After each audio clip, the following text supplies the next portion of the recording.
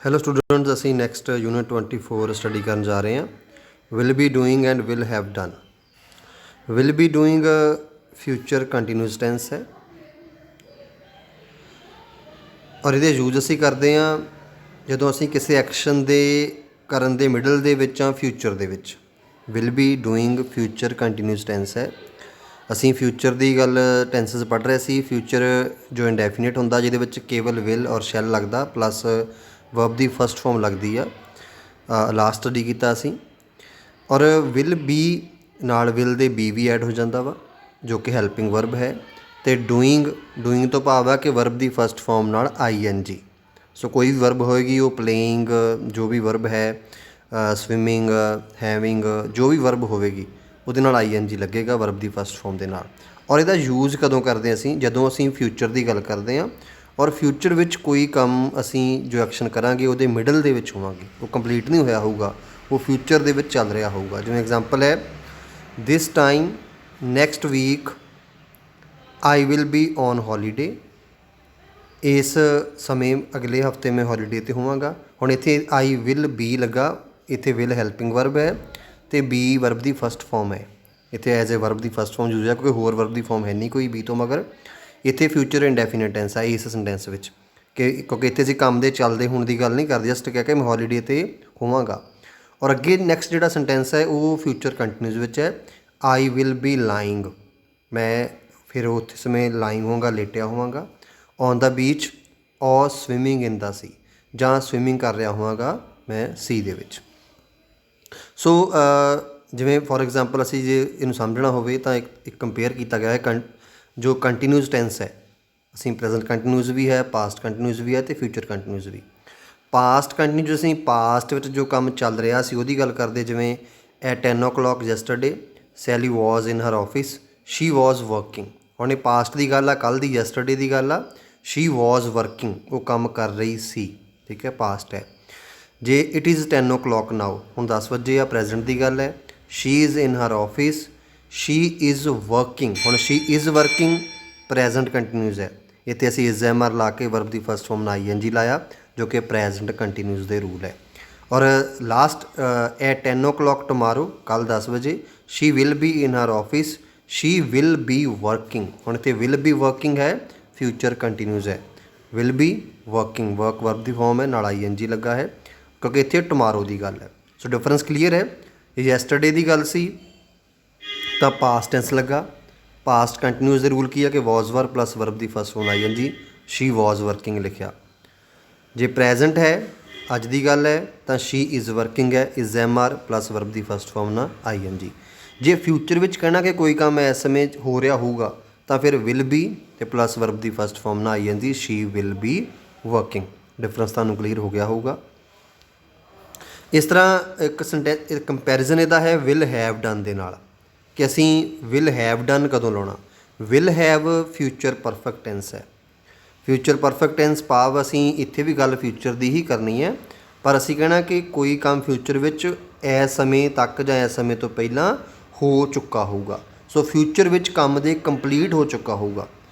जिवें डी दे विच दे रूल्स लिखे गए ने। We use will have done, done means verb दी third form. Future perfect to say that something will already be complete before a time in the future. So future विच एक time तो पहला काम complete होगा। एग्जाम्पल है Sally always leaves for work at 8:30 in the morning. Sally हमेशा 8:30 ते काम ते जाती है। She won't be home at 9 o'clock। 9 बजे वो घर नहीं होगी क्योंकि उन्हें 8:30 ते चले जाना वा। She will have gone to work, वो काम ते जा चुकी होगी, पा फिर 9 बजे तो पहला काम ते जा चुकी होगी। असीं फ्यूचर की गल कर रहे हैं। सो और फ्यूचर दे विच फिर विल हैव प्लस वर्ब की थर्ड फॉर्म जे असीं परफेक्ट टेंस विच गल करनी है काम दे कंप्लीट होने की। सो दोनों दे विच डिफरेंस की है, बड़ा सिंपल जिहा है। जे तां असीं ये कहना कि कोई काम फ्यूचर दे विच हो रहा होगा, ठीक है, तो फिर असीं लाउणा फ्यूचर कंटीन्यूस। जे फ्यूचर विच ये काम हो चुका होगा, कंप्लीट हो चुका होगा तो फिर फ्यूचर परफेक्ट। असीं इहदी एक एक्सरसाइज भी नाल ही इस यूनिट दे विच स्टडी करते हैं, सानूं क्लीयर हो जाऊगा इस यूनिट के जो रूल्स ने।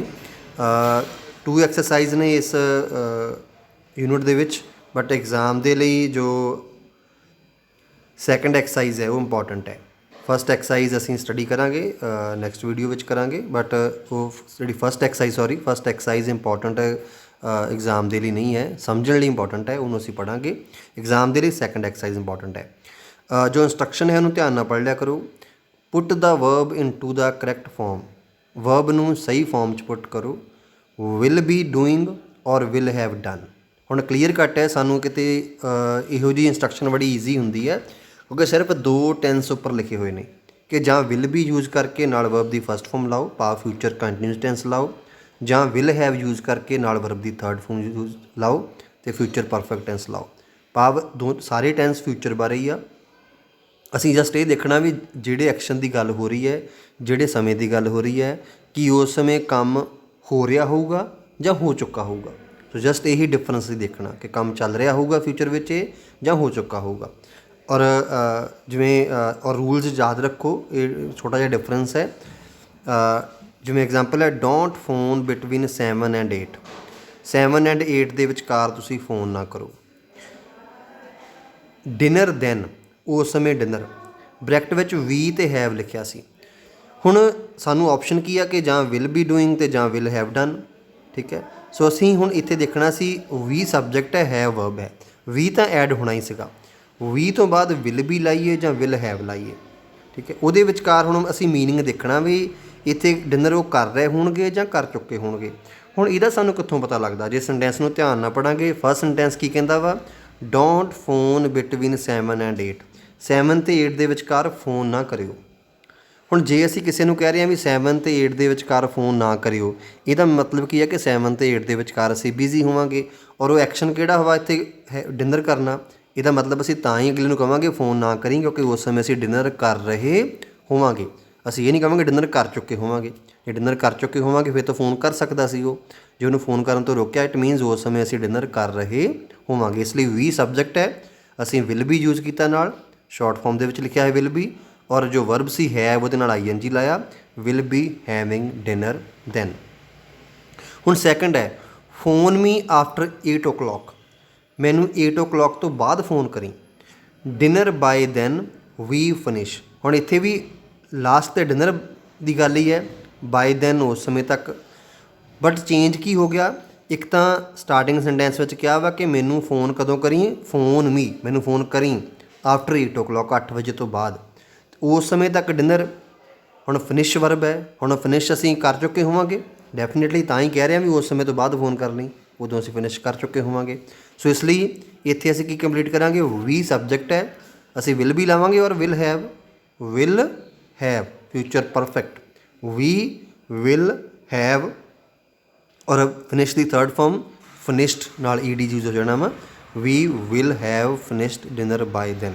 सो बच्चों ध्यान नाल चीज़ नूं देखो, कई बार एग्जाम दे विच बहुता जो हाउस एग्जाम होंदे आ, टैसट होंदे आ, जां फाइनल एग्जाम भी होंदे आ, ते बच्चे इहो जी जिहड़ी उहदे विच अपनी ध्यान नहीं दिंदे कि कई बार हुण देखो उपर क्लीयर लिखिया कि जां विल भी लाउणा जां विल हैव लाउणा। मान लो तुहानूं चलो ये तो कन्फ्यूजन किसी नूं किसी 1% हो सकती है कि विल भी लाइए जां विल हैव लाइए, तो कई स्टूडेंट इहो ਜਿਹੇ भी ਹੁੰਦੇ ਆ ਉਹ ਇਹਨੂੰ ਛੱਡ ਹੀ ਦਿੰਦੇ ਆ, ਖਾਲੀ ਕਰਦੇ ਹੀ ਕੁਛ ਨਹੀਂ, ਜਾਂ ਉਹ ਕੁਝ ਹੋਰ ਹੀ ISMR ਜਾਂ ਵਾਜ਼ਵਰ ਲਾ ਦਿੰਦੇ ਆ। ਜਦ ਉੱਪਰ ਕਲੀਅਰ ਕੱਟ ਲਿਖਿਆ ਹੋਇਆ ਕਿ ਵਿਲ ਵੀ ਲਾਉਣਾ ਜਾਂ ਵਿਲ ਹੈਵ ਲਾਉਣਾ, ਘੱਟੋ ਘੱਟ ਇੰਨਾ ਤਾਂ ਪਤਾ ਪੜ੍ਹ ਕੇ ਕਿ ਜਾਂ ਅਸੀਂ ਵਿਲ ਵੀ ਲਾ ਕੇ ਵਰਬ ਦੀ ਫਸਟ ਫਾਰਮ ਜਿਹੜੀ ਦਿੱਤੀ ਆ ਉਹਨਾਂ ING ਲਾਵਾਂਗੇ, ਅਤੇ ਜਾਂ ਵਿਲ ਹੈਵ ਲਾ ਕੇ ਜਿਹੜੀ ਵਰਬ ਆ ਉਹ ਥਰਡ ਫਾਰਮ 'ਚ ਲਾਵਾਂਗੇ। ਸੋ ਇਹ ਤਾਂ 50-50 ਹੈ ਨਾ, ਦੋਵਾਂ ਦੇ ਵਿੱਚੋਂ ਵੀ ਇੱਕ ਆਉਣਾ ਦੋਵਾਂ ਦੇ ਵਿੱਚੋਂ। ਔਰ ਉਹਦੇ ਲਈ ਰੂਲ ਇੰਨਾ ਕੁ ਸਮਝ ਲਓ ਵੀ ਮੀਨਿੰਗ ਦੇਖਣਾ ਅਸੀਂ कि मीनिंग ये कहता वा कि काम हो रहा होगा या हो चुका होगा। सो इन्नी ही गल है। जिमें थर्ड सेंटेंस है, tomorrow afternoon we are going to play tennis from 3 o'clock until 4:30। हुण ये सेंटेंस के मीनिंग पर डिपेंड करूगा अगे की फिल होना वा। टुमारो आफ्टरनून, कल आफ्टरनून नूं असीं टैनिस प्ले करन जा रहे हैं, कदों? 3 o'clock तो 4:30, 3 बजे तो लैके 4:30 दे विच असीं खेडना वा। ठीक है, सो एट 4 o'clock ते 4 ਵਜੇ ਟੈਨਿਸ ਵੀ ਪਲੇ, ਅਸੀਂ ਪਲੇ ਖੇਡਣਾ ਮੀਨਿੰਗ ਹੈ ਨਾ। ਹੁਣ 4 ਵਜੇ ਉਹ ਖੇਡ ਰਹੇ ਹੋਣਗੇ ਜਾਂ ਖੇਡ ਚੁੱਕੇ ਹੋਣਗੇ।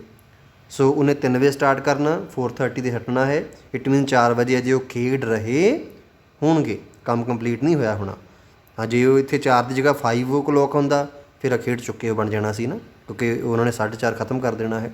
ਇਸ ਲਈ ਇੱਥੇ ਆਉਣਾ ਵਾ ਵੀ ਵਿਲ ਬੀ ਪਲੇਇੰਗ, ਕਿਉਂਕਿ ਵਿਲ ਬੀ ਹੈਲਪਿੰਗ ਵਰਬ ਹੈ, ਪਲੇਇੰਗ ਅਸੀਂ ਵਰਬ ਦੀ ਫਸਟ ਫੋਰਮ ਨਾਲ ING ਲਾਤਾ, ਕਿਉਂਕਿ 4 ਵਜੇ ਅਸੀਂ ਖੇਡ ਰਹੇ ਹੋਣਾ ਵਾ, ਖਤਮ 4:30 ਹੋਣਾ ਵਾ। ਹਾਂ, ਜੇ ਮੰਨ ਲਓ ਇਹੀ ਸੈਂਟੈਂਸ ਮੈਂ ਚੇਂਜ ਕਰਕੇ ਪਾ ਦਾਂ ਕਿ ਜੋ ਜਿੱਥੇ ਸੋ ਐਟ 4 o'clock ਲਿਖਿਆ ਵਾ ਬਲੈਂਕ ਤੋਂ ਪਹਿਲਾਂ, ਖਾਲੀ ਥਾਂ ਤੋਂ ਪਹਿਲਾਂ, ਉੱਥੇ ਕਰਦਾ ਸੋ ਐਟ 5 o'clock।